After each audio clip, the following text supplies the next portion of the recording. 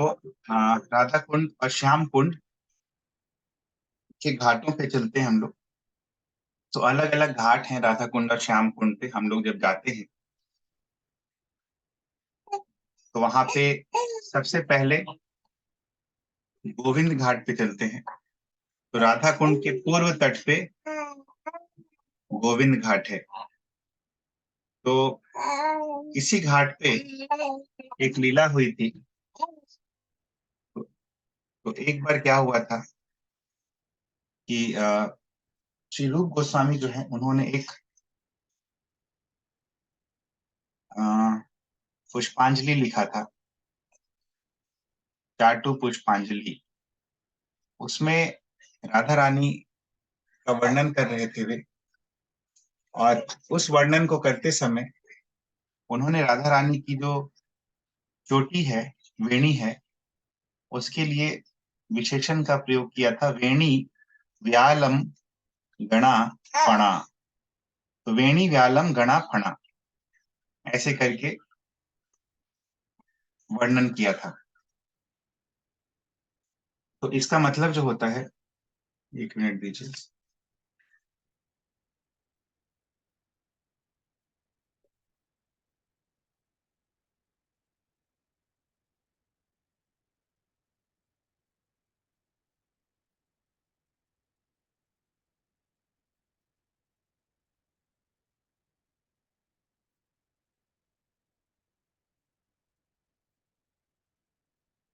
तो हम लोग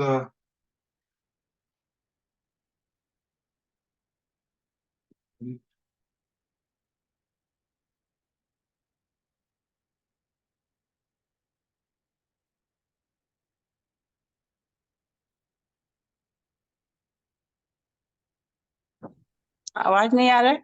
सामने हमारे 3-4 दूसरे मित्र थे जो 4-4 सब्जेक्ट में फेल हो गए और वो लोग आराम से घूम रहे कैंपस। ठीक है, तो हम लोग वही डिस्कस करते हैं। तो ऐसे करके वर्णन किया था रूप गोस्वामी ने। और सनातन गोस्वामी ने जब ये सुना रूप गोस्वामी का वर्णन, तो वो बहुत ही प्रसन्न नहीं हुए। क्योंकि उन्होंने कहा कि आपने राधा रानी की वेणी का तुलना जो है वो नाग के फन से कैसे कर दिया। तो वेणी व्यालम व्यालम गणा फणा। तो नाग के फण से उन्होंने, नाग के हुड से, फण से उन्होंने ये तुलना की थी राधा रानी की चोटी की। तो ऐसा करके उनके मन में ये विचार आया। और वहां से जब वो निकले तो इस घाट पे पहुंचे। और वहां पर उन्होंने देखा कि बहुत सारे अ, बालिकाएं जो है वे खेल रही थी। और उसमें एक बालिका जो है उनको दिखाई दी। और ऐसा लगा कि उसके सर पे एक सांप चढ़ा हुआ है। तो सनातन गोस्वामी ने जोर से चिल्लाया कि देखो देखो देखो, सांप है तुम्हारे सर पे। और जैसे ही उन्होंने ये कहा तो वो बालिका जो है पीछे मुड़ी और हल्का सा मुस्कुराई। और फिर उनकी दृष्टि से ओझल हो गई। और तब सनातन गोस्वामी को ये रियलाइजेशन हुआ, ये पता चला कि ये जो बालिका थी और कोई नहीं, स्वयं श्रीमती राधा रानी थी। और फिर उनको समझ में आ गया कि उनकी चोटी सही में नाग के फण के जैसी दिखती है, काली काली। और फिर उन्होंने रूप गोस्वामी को ये पूरी घटना जो है ये बतलाया। तो इसी घाट पे, गोविंद घाट पे ये लीला हुई थी। और इस घाट पर गोपाल भट्ट गोस्वामी का भजन कुटी है और बिहारी जी का मंदिर है। तो ये गोविंद घाट है। ये है राधा कुंड के पूर्व तट पे है, यानी ईस्टर्न साइड। फिर मानस पावन घाट है। तो श्याम कुंड के वायु कोण में ये घाट है। वायु कोण कौन सा साइड होता है? North west. North west. तो ये नॉर्थ वेस्ट में श्याम कुंड के ये घाट है। और ये श्रीमती राधा रानी को अत्यंत प्रिय है। तीसरा जो है वो है पंच पांडव घाट। तो श्याम कुंड के उत्तर में मानस घाट से सटा हुआ ये पंच पांडव घाट है। और ये जो पंच पांडव घाट है, इसके ऊपर, इसी घाट के ऊपर एक्चुअली रघुनाथ दास गोस्वामी को पांचों पांडवों ने दर्शन दिया था, अपना परिचय दिया था कि देखिए हम लोग वृक्ष के रूप में हैं और कृपया हमें मत कटवाइएगा। और इसीलिए श्याम कुंड जो है वो वक्राकार है, और हम लोग देखे थे उसका शेप कैसा है, श्याम कुंड की आकृति। बताइए रेवा माता जी।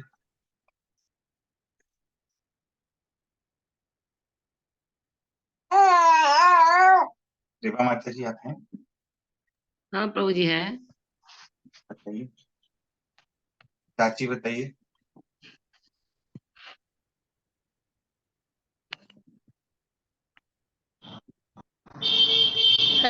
हरे कृष्णा प्रभु जी, थोड़ा सा तिरछा टाइप है, गीता माता जी बताइए।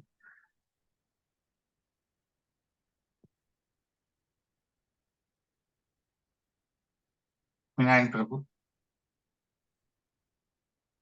और जैसे आप पूछ के जैसे कैसे है मालती माता जी। फिलहाल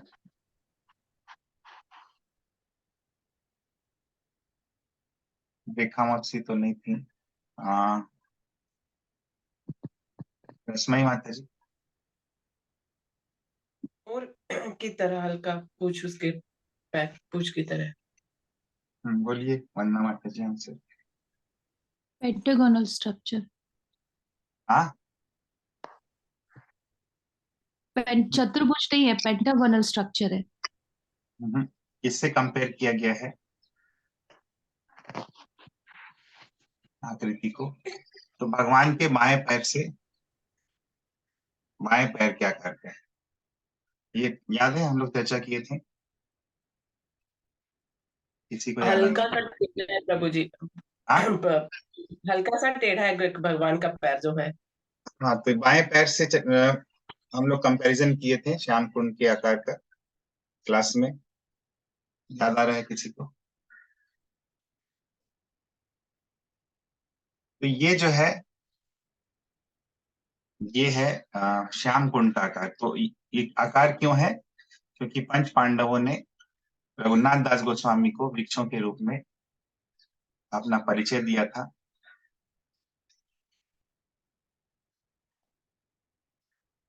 और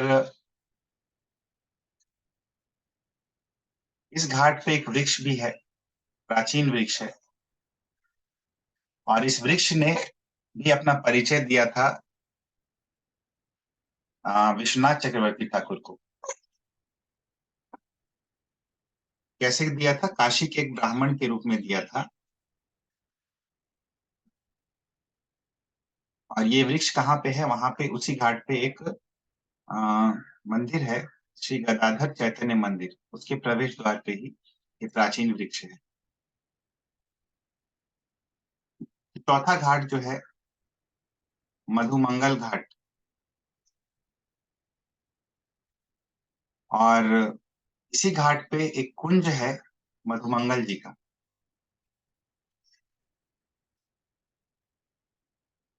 और ये घाट जो है पंच पांडव घाट के बगल में है।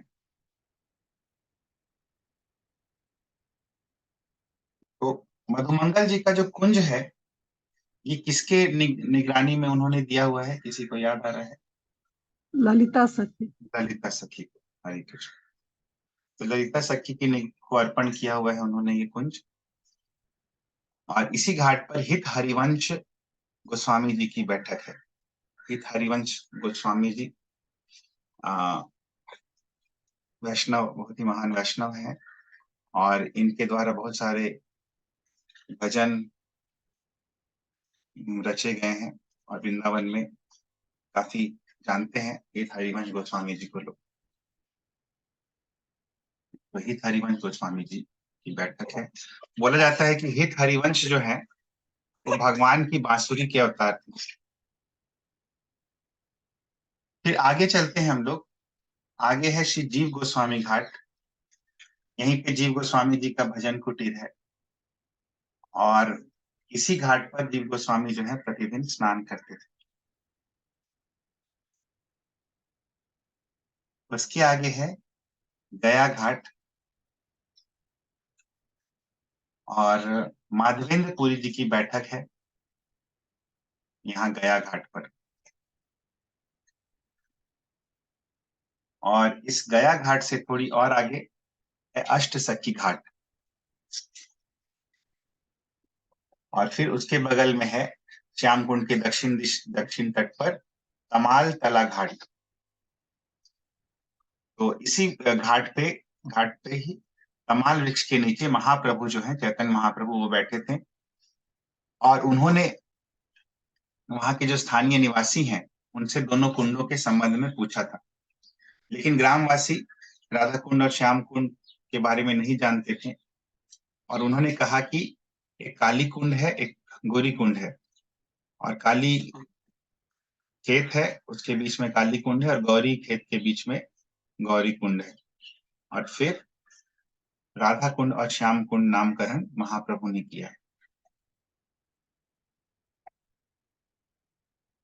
और बाद में रघुनाथ दास गोस्वामी ने इन घाटों को पक्का कर दिया।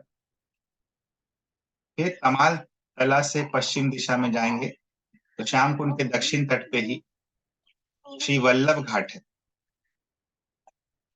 और श्री वल्लभाचार्य जी, उन्होंने अपने परिकरों के साथ इसी घाट पर बैठकर दोनों कुंड, राधा कुंड और श्याम कुंड का जो महात्म्य है उसका गान किया था। और कुछ दिन यहीं पे ठहरे थे वो, और प्रतिदिन इन घाटों पर स्नान करते थे और भागवत का प्रवचन भी करते थे। और इससे और दक्षिण जाएंगे तो मदन मोहन घाट है, और फिर आगे बढ़ेंगे तो संगम घाट है। तो संगम घाट हम लोग सभी लोग गए हैं, जो राधा कुंड में गए हैं। ये दोनों कुंड के बीच का जो घाट है उसको संगम घाट कहते हैं। और यहाँ पे नित्य लीला होती रहती है राधा कृष्ण की।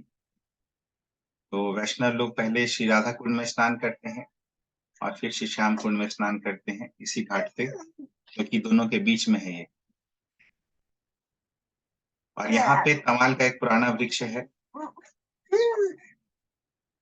फिर आगे राधा कुंड के दक्षिण भाग में रासवाड़ी घाट है, और इस घाट पे रास मंडल स्थित है। और फिर और आगे चलेंगे तो राधा कुंड के पश्चिम तट पर झूलन घाट है। यहाँ राधा और श्री कृष्ण झूला झूलते थे, और हम लोग डिस्कस किए थे लास्ट क्लास में भी झूलन घाट के विषय में। फिर आगे जो है राधा कुंड के उत्तर में जानवा घाट है, और नित्यानंद प्रभु की पत्नी जो थी श्रीमती जानवा ठाकुरानी, वो इसमें स्नान करती थी, और यहीं पे वो भजन भी करती थी। तो ये जानवा ठाकुरानी जो है उनकी बैठक आज भी वहां पे है। और एक समय था जब नित्यानंद प्रभु, चैतन्य महाप्रभु, सभी लोग चले गए थे, दृश्यमान नहीं थे। और उस समय वैष्णवों की जो लीडर थी वो श्रीमती जानवा देवी थी, और उनके ही दिशा निर्देश में कुछ विग्रह भी बने हैं जो हम लोग आगे चर्चा करेंगे। उस समय वैष्णवों की अग्रणी जो थी वो श्रीमती जानवा ठाकुरानी हुआ करती थी। और फिर आगे चलेंगे श्री वज्रनाभ कुंड और श्री कंकण कुंड। राधा कुंड के बीचों बीच ये कंकण कुंड है, जिसको राधा रानी और उनकी सखियों ने बनाया था। जब राधा कुंड का पानी निकाला जाता है तो ये कंकण कुंड जो है ये दिखाई देने लगता है। जब सूख जाता है, पानी कम हो जाता है या सफाई के लिए, तो कंकण कुंड तब दृश्यमान हो जाता है। और वज्रनाभ कुंड ठीक उसी तरह से कृष्ण कुंड के मध्य में स्थित है। कंकण कुंड राधा कुंड के मध्य में, और वज्रनाभ कुंड कृष्ण कुंड या श्याम कुंड के मध्य में। तो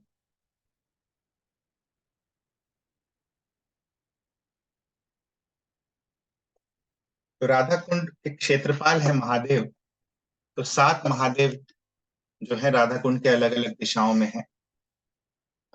राधा कुंड के नैऋत्य कोण में कुंडेश्वर महादेव, जो हम लोग देखे थे पिछली बार। और पश्चिम दिशा में शिवखोर महादेव, उत्तर में महादेव। और राधा रमन जी का जो मंदिर है उसमें एक महादेव है, राधा रमन का मंदिर भी है वहां राधा कुंड के पास। और श्याम कुंड के उत्तर में एक महादेव है। और श्याम कुंड के आग्नेय कोण में बनखंडी महादेव है। और माल्यहारिणी कुंड है राधा कुंड से थोड़ी दूरी पर, वहां पे महिमेश्वर महादेव है। और वल्लभाचार्य जी की जो बैठक है उसके पश्चिम भाग में एक और महादेव है। तो ये 7 क्षेत्रपाल महादेव राधा कुंड में स्थित है। तो हम लोग इसी के साथ राधा कुंड जो है वो इस पे चर्चा इसी से हम लोग विराम देंगे, क्योंकि काफी डिटेल्ड है, हम लोग उतने डिटेल में कवर नहीं करेंगे, नहीं तो 4-5 दिन, एक हफ्ता जो है राधा कुंड में ही हम लोग को लगेगा। इसे कोई प्रश्न है अभी तक? प्रभु जी, श्याम कुंड के नॉर्थ में कौन से महादेव है? श्याम कुंड के नॉर्थ में हम्म, महादेव, बस महादेव ही लिखा हुआ है, तो कुछ नाम नहीं है। और इसी तरह राधा रमन जी के मंदिर में भी एक महादेव है।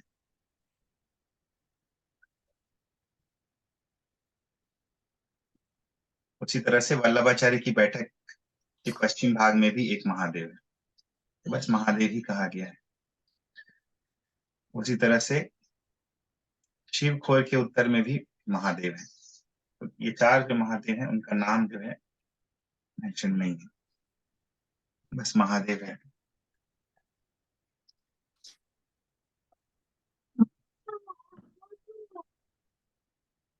ठीक है, फिर हम लोग आगे बढ़ेंगे। तो गोवर्धन का महात्म्य हमने देखा। अभी हम लोग श्री गोवर्धन की परिक्रमा करेंगे।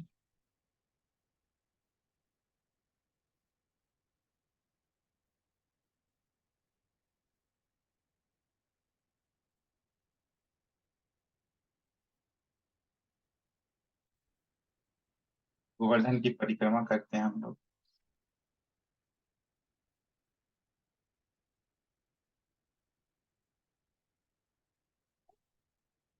तो सबसे पहले हम लोग गोवर्धन के बाहरी जो लीला स्थलियां हैं वो देखते हैं। तो गोवर्धन के बाहरी भाग में परिक्रमा के समय नहीं आएंगी ये लीला स्थलियां, बट गोवर्धन के आसपास की जो लीला स्थलियां हैं वो देख रहे हैं। तो राधा कुंड के दक्षिण में करीब 1 मील की दूरी पर एक गांव आता है जिसका नाम है मुखराई। तो मुखराई जो गांव है वो श्रीमती राधा रानी की नानी है, मुखरा जी, उनका गांव है।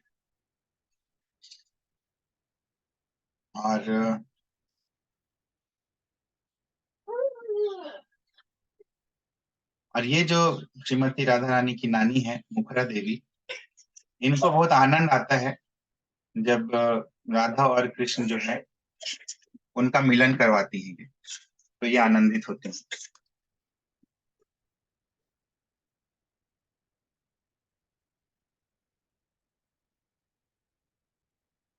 तो इनकी पुत्री का नाम है कीर्तिदा या कृतिका, दोनों नाम है। और ब्रजवासी लोग इनको बढ़ाई नाम से भी पुकारते हैं। और बहुत उत्कंठा से ये प्रातः काल में राधा रानी और कृष्ण का दर्शन करने जाती थी। और यहाँ पे मुखरा देवी का दर्शन है। तो मुखरा देवी, कीर्तिदा और श्रीमती राधा रानी तीनों का दर्शन है इस गांव में। गांव का नाम है मुखराई। तो आगे चलते हैं। तो गोवर्धन पर्वत की परिक्रमा मार्ग में ही कुसुम सरोवर के दक्षिण पे एक रत्न सिंहासन है।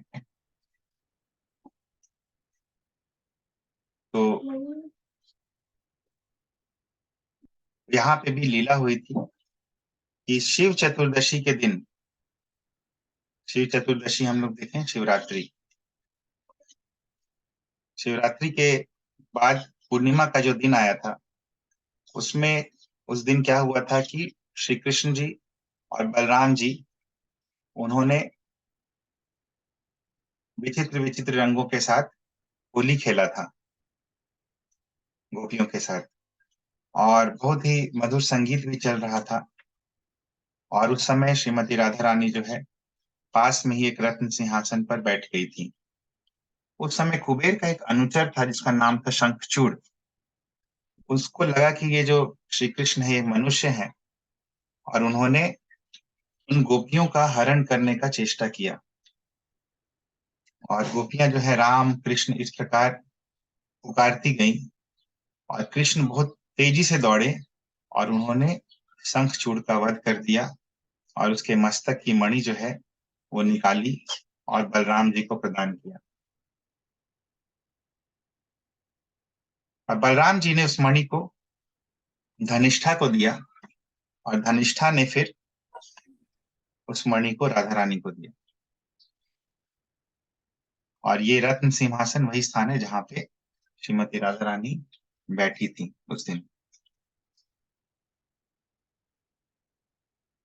परिक्रमा मार्ग में ही कुसुम सरोवर के दक्षिण में ये रत्न सिंहासन स्थित है। फिर आगे चलेंगे तो रत्न सिंहासन के पास ही बहुत ही घना वृक्षों का कुंज है, उसके बीच में श्याम कुटी है।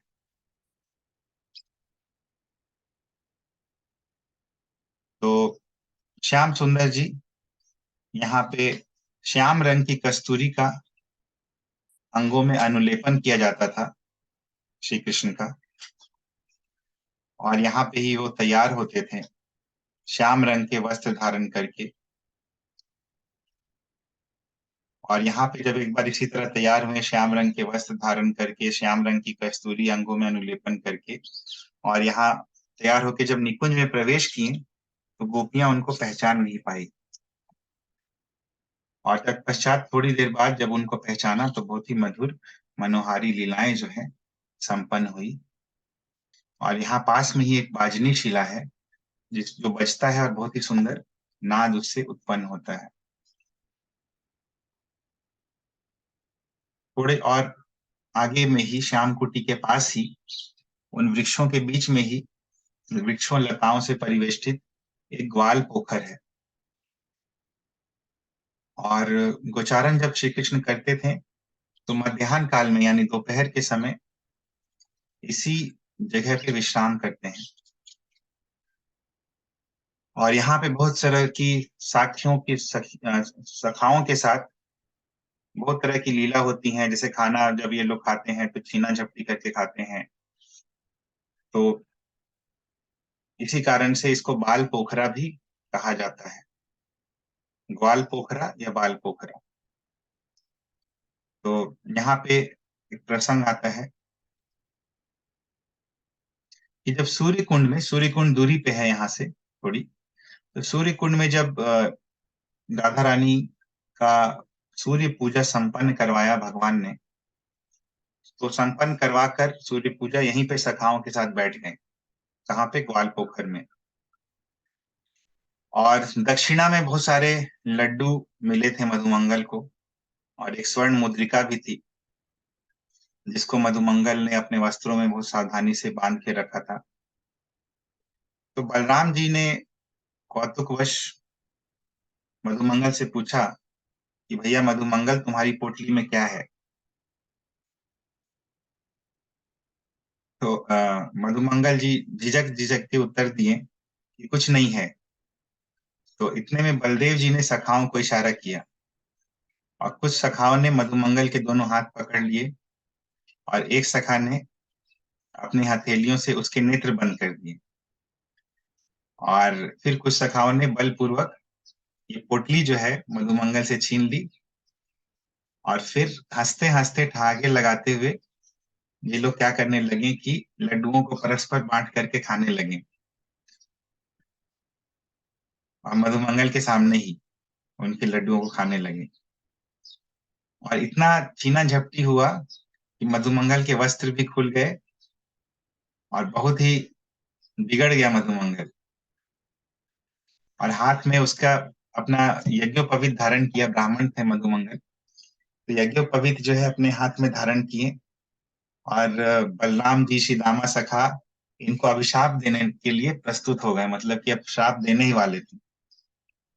तब कृष्ण ने देखा इस प्रकार और उन्हें किसी प्रकार शांत किया। तब मधुमंगल भी हंसते हुए बोले कि अच्छा, जो लड्डू बचा है, कुछ चूरन यदि उसका बचा है तो वो मुझे दे दो। तो इस प्रकार की लीलाएं जो है यहाँ पे हुई थी ग्वाल पोखरा में।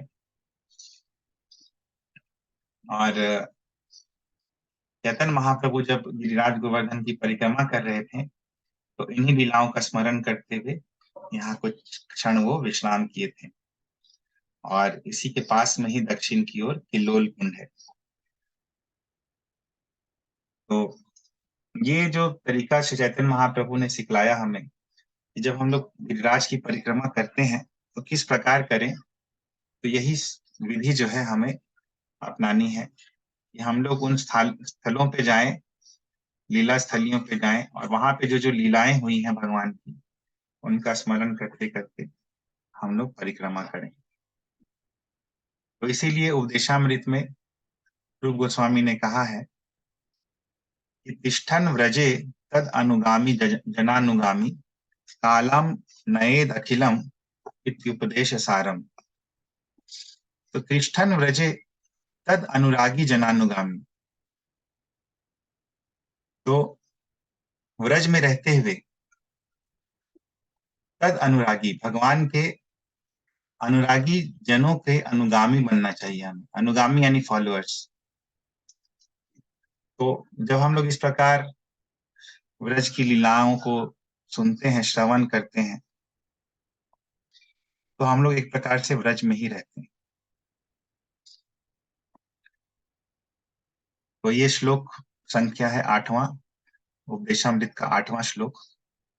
इसमें कि रूप गोस्वामी बोलते हैं,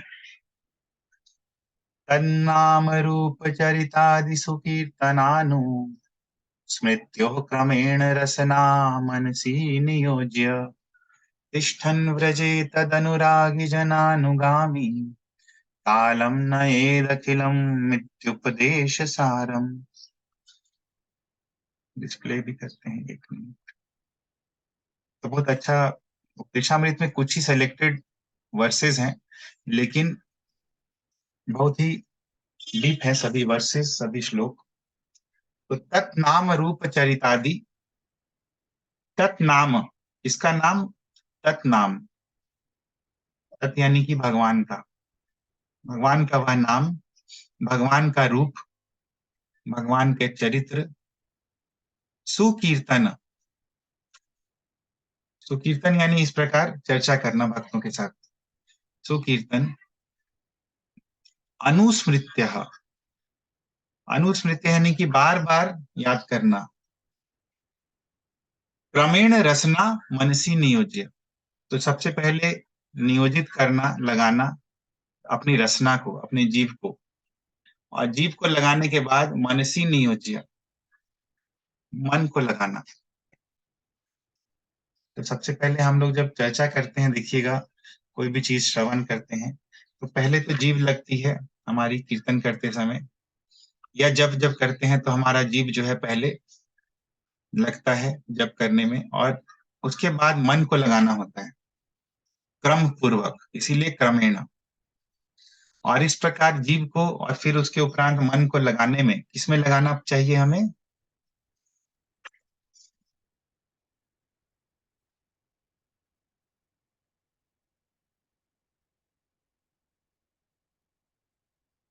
तत् नाम रूप चरितादि, भगवान के नाम रूप और चरित्र।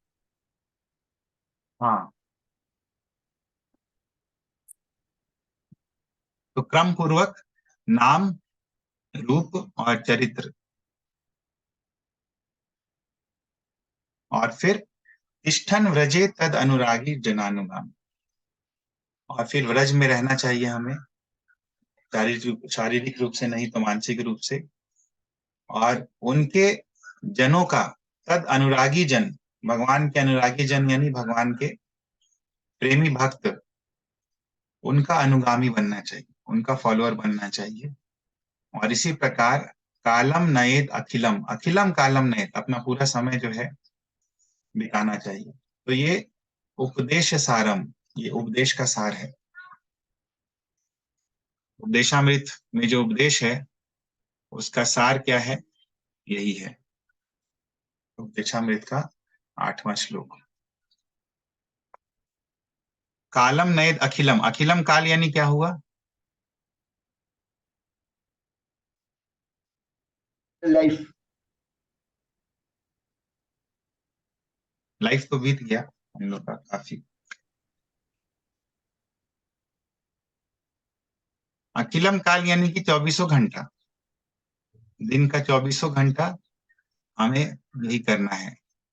तत् नाम रूप चरितादि सुकीर्तन अनुस्मृत्य क्रमेण रसना मनसी नियोज्य।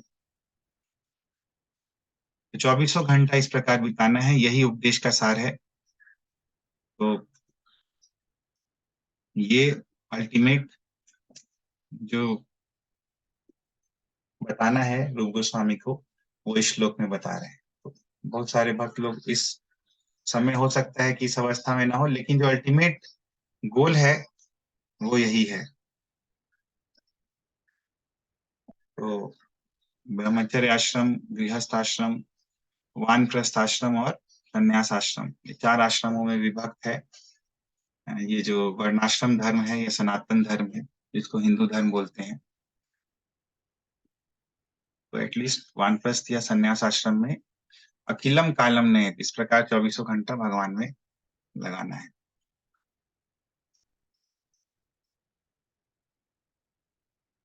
तो बहुत सारे भक्त लोग कोशिश भी करते हैं, प्रयास भी करते हैं, और यही जो है उपदेश का सार है।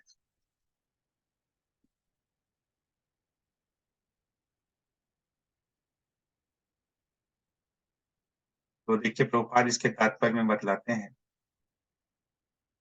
कि मन जो है हमारा शत्रु भी हो सकता है। आत्मना ही आत्मनो बंधुर आत्मैव विपुरात्मना, आत्मा ही यानी कि मन ही जीव का बंधु है और मन ही जीव का रिपु है यानी शत्रु है, ऐसा भगवत गीता में भगवान बतलाते हैं। इसीलिए हमें मन को ट्रेनिंग देना है कि कैसे हमेशा कृष्ण भावना में रहे। और हमारे मन में बहुत सारे इंप्रेशंस है, बहुत सारे संस्कार हैं। संस्कार मतलब जिसका इंप्रेशन पड़ता है हमारे मन में, केवल इसी जीवन के नहीं है बल्कि अनेकों जीवन के हैं। और बहुत बार क्या होता है कि ये संस्कार हमारे मन में आते हैं, एक दूसरे के संसर्ग में आते हैं और बहुत कॉन्ट्राडिक्टरी चीजों को दिखाते हैं। जैसे हो सकता है कि हम कुछ करना कुछ चाह रहे हो, लेकिन हमारा जो पूर्व संस्कार है उसके कारण हम कुछ दूसरा ही कर दें। तो इसीलिए कंडीशन सोल बोलते हैं, बद्ध जीव। बद्ध जीव क्यों बोलते हैं, मन के कारण बंधा हुआ है, ये मन ही बांधता है बद्ध जीव को। बद्ध जीव बद्ध क्यों है, मन के कारण। तो ये मन बहुत डेंजरस है। और देखिए यहाँ पे एक लाइन भी बोलते हैं कि students of psychology are aware of the minds various psychological changes. तो मन किस किस तरह से कार्य करता है, मनोविज्ञान में भी ये पढ़ाया जाता है। और इसीलिए हमें अखिलम कालम नयेद, ये पराकाष्ठा है, उपदेश का सार है। तो मान लीजिए कि मृत्यु के समय अगर मन विचलित जरा सा भी हो गया और कुछ ऐसा सोचने लगा जो कि अच्छा नहीं है उसके लिए, तो उसको उसी प्रकार का शरीर जो है मिल जाता है। तो हमारे जितने भी शरीर और परिस्थितियां तैयार होती हैं, ये हमारे इच्छाओं के कारण ही तैयार होती हैं। जब इच्छाओं के अनुरूप कर्म जो है जमा हो जाते हैं, तो फिर वो शरीर या वो परिस्थिति हमें मिल जाती है। या तो अलग शरीर में वो नई परिस्थिति मिलती है, या तो इसी शरीर में हमें नया परिस्थिति जो है वो मिल जाता है। तो इसीलिए रूप गोस्वामी बोलते हैं कि हमेशा कृष्ण भावनामृत में हमें रहना है। स्मर्तव्य सततम विष्णु विस्मर्तव्यो न जातुचित सर्व विधि निषेधास्युर एतयोरेव किंकरः। स्मर्तव्य सततम विष्णु, हमेशा विष्णु का ध्यान करें, ऑलवेज रिमेम्बर कृष्णा। विस्मर्तव्यो न जातुचित, एंड नेवर फॉरगेट कृष्णा, कभी उनका विस्मरण ना करें हम लोग। सर्व विधि निषेधास्युर, जितनी भी विधि और निषेध हैं, जितने भी नियम हैं, विधि मतलब डूज, निषेध यानी डोंट्स, जितने भी नियम यम है, एतयोः एव किंकरः, इन दोनों जो प्राइमल नियम है उनके किंकर हैं, इन दोनों नियमों के किंकर हैं यानी दास हैं। तो ये जो दोनों नियम हैं जिनके ये दास हैं, वो नियम कौन कौन से हैं कंचन मौसी?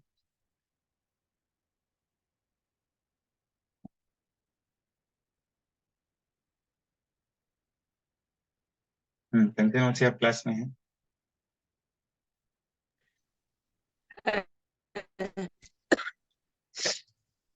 बताइए चाची।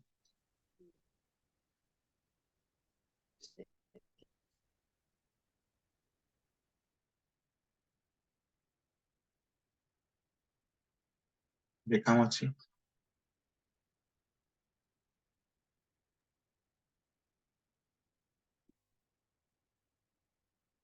नियम मतलब भगवान का जो सेवा में ना,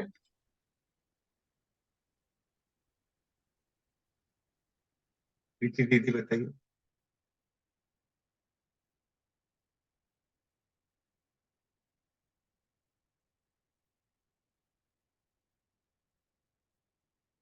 लक्ष्मी माता जी।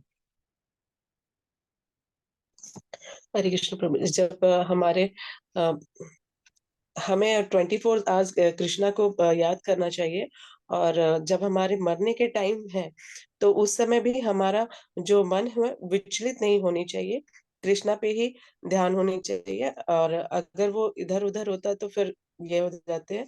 और सेकंड थिंग यहाँ पे है कि जो हमारा जो है मतलब कि अच्छा कृष्णा मिल को जाए, अगर ये नहीं है आंसर। वंदना माता जी बताइए।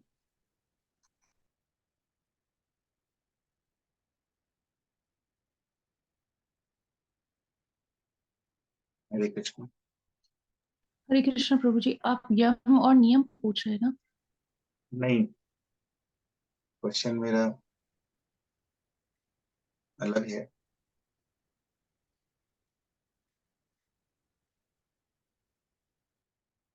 बताइए कृष्ण माता जी।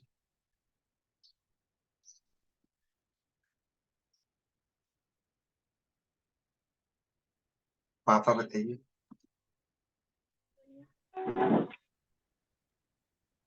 डूज और डू नॉट की बात हो रही थी ना, तो डूज में जो करना है भगवान का कीर्तन और भगवान की ध्यान से नहीं सेवा, सुने थे। और डू नॉट में वही चार जो ये नहीं है। कोई बता सकते हैं आंसर? विधि और निषेध है। हाँ बताइए क्या है। ठीक है, फिर से क्वेश्चन विधि रिपीट करते हैं। बताइए, जितने भी विधि निषेध है वे दो नियमों के किंकर हैं, दास हैं। वो दो नियम क्या है? आप बताइए, कोई भी बता सकते हैं।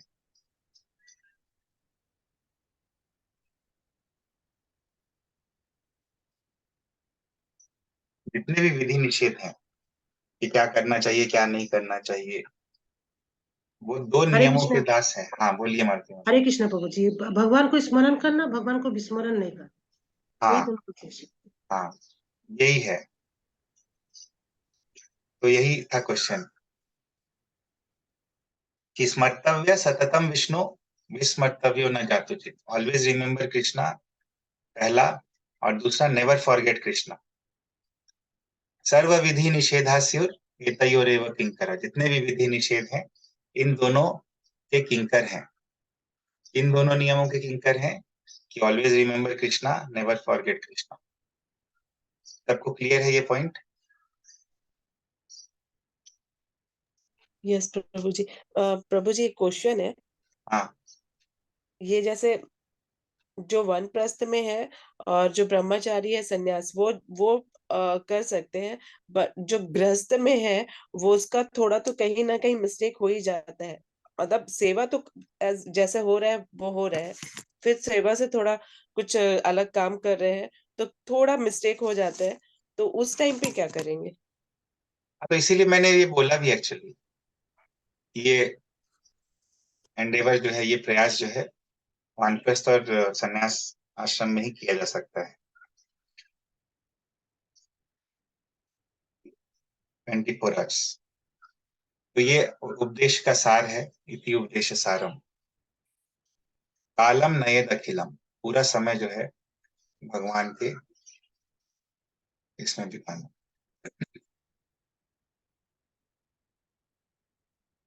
बाकी जो है गृहस्थ लोग जितना यथासंभव है वो कर सकते हैं।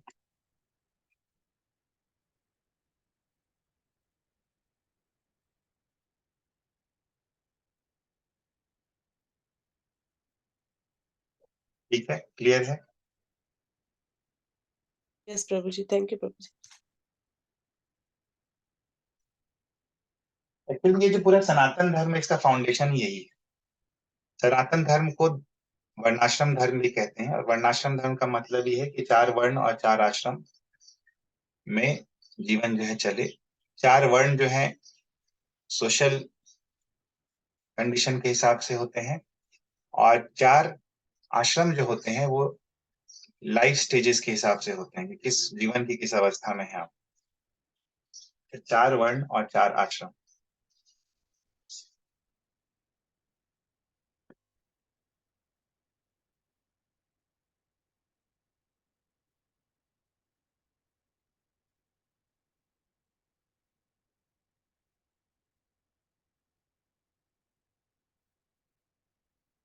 तो यहाँ पे बोलते हैं कि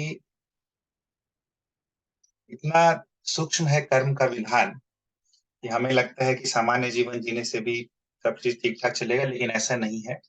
सामान्य जीवन जिएंगे तो सामान्य गति जो जीवों को मिलती है वही मिलेगी। बार बार इस जन्म मृत्यु के चक्र में आना पड़ेगा। इसीलिए हम लोग को स्पेशल एंडेवर करना पड़ेगा, प्रयास करना पड़ेगा। और बोलते हैं कि रूप गोस्वामी की हमें अपने मन को इस प्रकार ट्रेनिंग देना है, इस प्रकार उसे प्रशिक्षण देना है कि हम लोग कृष्ण के अलावा और कुछ न सोच पाए। ऐसा ट्रेनिंग देना है। उसी प्रकार जीव को हमें उसी प्रकार प्रशिक्षित करना है कि केवल वो कृष्ण का प्रसाद जो है वो टेस्ट करे। तो श्रील रूप Goswami therefore advises devotees to train their mind in order that they will be unable to remember anything other than Krishna. Similarly, the tongue should be trained to speak only of Krishna and to taste only Krishna prasad. और बोलते हैं कि तिष्ठन व्रजे, कि व्रज भूमि में रहना चाहिए। व्रज भूमि क्या है? 84 कोस का जो क्षेत्र है, 1 कोस यानी कि 2 मील। जब वृंदावन में हम लोग अपना वास बनाते हैं और वहां पे किसी उत्तम भक्त का शरण लेते हैं, तद अनुगामी जन भगवान का अनुगामी, भगवान का अनुरागी जन का अनुगामी बनते हैं। तो इस प्रकार जब हम लोग करते हैं तो हम लोग कृष्णा कॉन्शियसनेस में रहते हैं।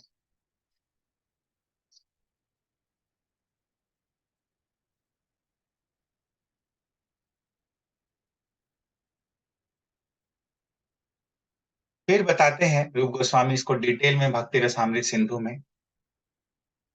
कृष्णं स्मरन् जनम चास्य प्रेष्ठम निज समीहितम तत्तत् कथारतश्चासौ कुर्याद् वासं व्रजे सदा। कौन व्यक्ति व्रज में हमेशा वास करता है? बताते हैं, सदा व्रजे वासम कुर्याद, वह व्यक्ति सदा व्रज में वास करता है जो कि कृष्णम स्मरण जन्म चास्य प्रेष्ठम। तो बोलते हैं कि कृष्णम स्मरण, जो कृष्ण का स्मरण करता है, अथवा अस्य प्रेष्ठम जन्म स्मरण, अस्य यानी कि भगवान का जो प्रेष्ठ जन है, प्रेष्ठ यानी कि प्रिय, यानी भगवान का जो अनुरागी भक्त है, जो भगवान को बहुत प्रिय है और भगवान को गुरुदेव सबसे प्रिय है। यस, किंतु प्रभोर्यः प्रिय एव तस्य वंदे गुरु श्री चरणारविंदम। तो ऐसे प्रिय भगवान के भक्त का यदि कोई स्मरण करता है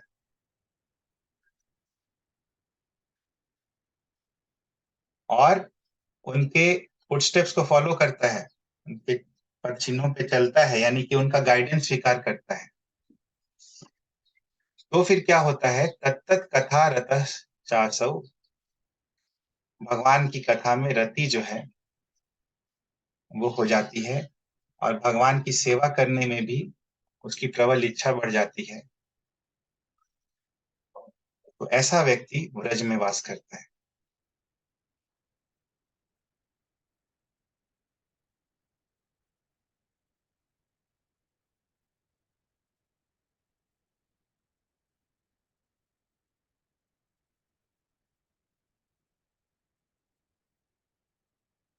तो फिर से रूप गोस्वामी बतलाते हैं, सेवा साधक रूपेण सिद्ध रूपेण छात्र ही तद्भाव लिप्सुना कार्या व्रज लोकानुसारतः। तो साधक के रूप में सेवा करे और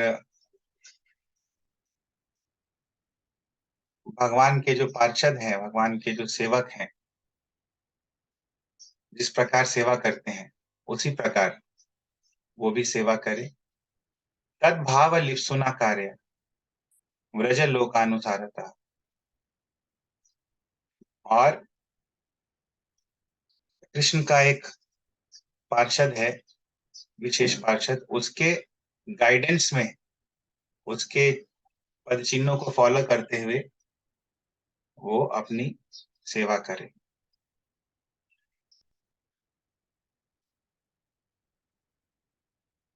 तो ये भी जो है इस तरह से सेवा करनी होती है, किसी के फुटस्टेप्स में, किसी के गाइडेंस में। और वो गाइडेंस हम लोग जनरली गुरुदेव से लेते हैं। तो ये है, ऐसा नहीं कि बस फैशन के लिए गुरु बना लिए, ना उनका लेक्चर सुन रहे हैं, ना उनसे कुछ गाइडेंस ले रहे हैं, ना उनका आज्ञा पालन कर रहे हैं। तो ये फैशन वाला सिस्टम जो है, इसको रिकमेंड नहीं किया गया है। सही में अगर आप जेन्युइनली इंटरेस्टेड है उनके गाइडेंस में कार्य करने के लिए, उनसे उपदेश लेने के लिए, उनके आज्ञा के हिसाब से चलने के लिए, तो ही फिर हमें दीक्षा लेनी चाहिए। तस्मात् गुरुम प्रपद्येत जिज्ञासु श्रेय उत्तम। तो तस्मात् गुरुम प्रपद्येत, गुरु का शरणागति किसको लेना चाहिए? तस्मात्। तस्मात् क्या है, उसके पिछले वाले श्लोकों में बताया गया है। तस्मात् का मतलब है कि जो इस भौतिक जगत के भोगों से जिसको लगाव नहीं रहा है, जो समझ चुका है कि ये सब जो है ये किसी काम के नहीं है। अगर भौतिक इच्छाएं काफी प्रबल हैं तो रिकमेंडेशन नहीं है। भौतिक इच्छाएं से यदि उब गया है मन, भौतिक लोगों से मन उब गया है, तब गुरुम प्रपद्येत, तब गुरु का आश्रय लेना चाहिए। तो तस्मात् गुरुम प्रपद्येत, क्योंकि क्या होगा अगर भौतिक जगत से जुड़ाव बहुत ज्यादा है और फिर गुरु की शरण लेंगे तो फिर टफ रहेगा, फिर कर नहीं पाएंगे जस्टिस। तो ये एक चीज बताया जाता है।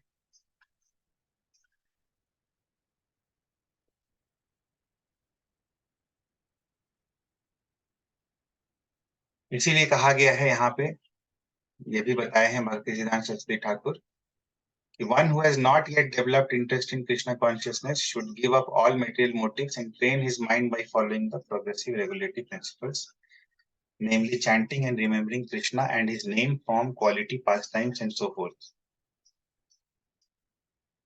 In this way, after developing a taste for such things, one should try to live in Vrindavan and pass his time constantly remembering Krishna's name, fame, pastimes, and qualities under the direction and protection of an expert devotee. This is the sum and substance of all instruction regarding the cultivation of devotional service. तो ये भक्ति सिद्धांत सरस्वती ठाकुर का पर्पट है श्लोक के ऊपर, same जो हम लोग अभी डिस्कस किए। तो हमें स्वाद जो है, रस जो है डेवलप करना है भगवान के नाम, रूप, गुण, लीला, धाम इत्यादि के लिए। फिर बताते हैं कि अलग अलग दशाएं होती हैं भक्ति में। तो सबसे पहली जो दशा होती है वो होती है श्रवण दशा। श्रवण दशा में जीव क्या करता है, नियोफाइट स्टेज में वो कृष्ण कथा सुनता है और निरंतर ये कृष्ण कथा सुनने से और कृष्ण का नाम सुनने से, उनके गुणों को सुनने से, लीलाओं को सुनने से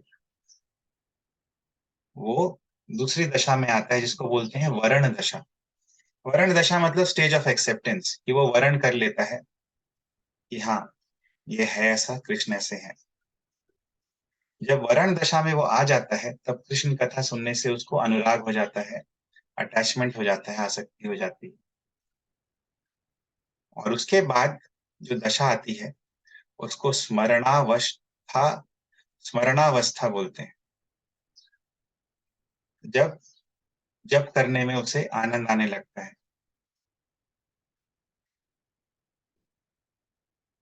तो वो स्मरण करता है, अपने आप को डुबो देता है, ध्यान करता है कृष्ण स्मरण करते हुए। शुरू में क्या होता है, ये जो स्मरण होता है ये रुक रुक के आता है, लेकिन बाद में साधना सही से करते करते ये स्मरण जो है बिना रुकावट के होने लगता है। तो जब बिना रुकावट के स्मरण होने लगता है उसको ध्यान कहते हैं। तो ध्यानावस्था में आ जाता है वो। और जब ध्यान जो है निरंतर होने लगता है तो उसको अनुस्मृति कहते हैं।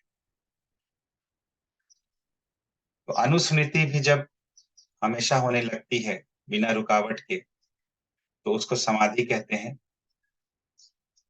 और स्मरण दशा और समाधि जब पूरी तरह से विकसित हो जाती है तो जीव जो है अपना स्वरूप जो है उससे परिचित हो जाता है। उसको संपत्ति दशा कहते हैं।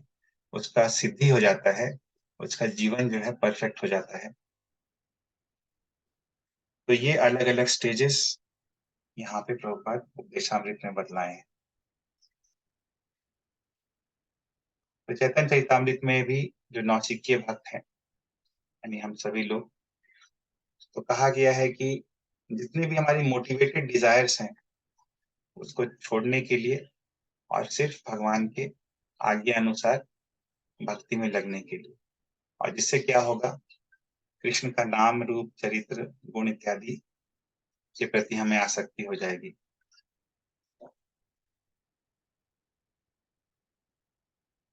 और राग भक्ति जो है वो विकसित हो जाएगी। और उस समय जब राग भक्ति विकसित हो जाएगी तब हम लोग किसी एक भगवान के पार्षद के पद चिन्हों पर चल पाएंगे, जिसका हम लोग को फॉलो करना है। उसी को रागानुगा भक्ति कहते हैं। तो रागानुगा भक्ति जो है वो अलग अलग रसों में की जा सकती है। शांत रस में, दास्य रस में। और यहाँ पे उदाहरण दे रहे हैं, शांत रस का उदाहरण दे रहे हैं कि जब किसी के मन में इच्छा हो कि वो कृष्ण की बेंत जो है वो बन जाए, या कृष्ण की बांसुरी बन जाए, या कृष्ण के गले में माला बन जाए, तो ये शांत रस हो गया। दास्य रस जैसे कि कृष्ण के जो दास हैं, चित्रक, पत्रक, रक्तक, उनका कोई यदि अनुगामी हो जाए, उनका अनुग हो जाए, तो ये दास्य रस है। सख्य रस में यदि भगवान के जो सखा हैं, कोई बोले कि नहीं मैं मुझे श्रीदामा सखा के अनुगत होना है या सुदामा के अनुगत होना है, और वात्सल्य रस में यदि कोई नंद बाबा, यशोदा मैया, इनके अनुगत्य में आना चाहता है, और माधुर्य रस में राधा रानी या ललिता सखी, विशाखा सखी या मंजरी उनकी जो है उनके अनुगत्य में, तो ये रागानुगा भक्ति कहलाती है। तो दो तरह के भक्त होते हैं इस संदर्भ में, एक तो होते हैं रागात्मिक भक्त और दूसरे होते हैं रागानुगा भक्त। तो रागात्मिक भक्त जैसे कि ये जो एग्जाम्पल्स हम लोग देखें, ये सब रागात्मिक भक्त हैं, जैसे कि राधा रानी की सखियां, मंजरियां, कृष्ण के सखा श्रीदामा, सुदामा, मधुमंगल, कृष्ण के माता पिता यशोदा मैया, नंद बाबा, ये सब रागात्मिक हैं। और ऐसे रागात्मिक भक्त का जब कोई अनुगत्य प्राप्त करता है, उनको फॉलो करता है, तो वो रागानुगा कहलाता है। अनुग यानी कि फॉलोअर। तो तद अनुरागी जनानुगामी, जना अनुगामी, तो उसी अनुगामी से ही अनुराग अनुग शब्द जो है हम लोग देखते हैं। तो ये उपदेश का सार है, और हम लोग इसीलिए व्रज में रहने के लिए, ये हम लोग कार्तिक मास में जो लोग व्रज मंडल परिक्रमा नहीं कर पाए हैं, इसीलिए हम लोग चर्चा कर रहे हैं, ताकि हम लोग भी तिष्ठन व्रजे, व्रज में रह पाए मानसिक रूप से। तो ये हम लोग देखें, तो याद रखिएगा, स्मर्तव्य सततम विष्णु विस्मर्तव्यो न जातुचित सर्व विधि निषेधास्युर एतयोरेव किंकरा। Always remember Krishna, never forget Krishna, ये दो मूल मंत्र हैं। और जितने भी विधि निषेध हैं, नियम इत्यादि हैं, इन दोनों के ही किंकर हैं, दास हैं। तो हम लोग यहीं पे विराम देंगे।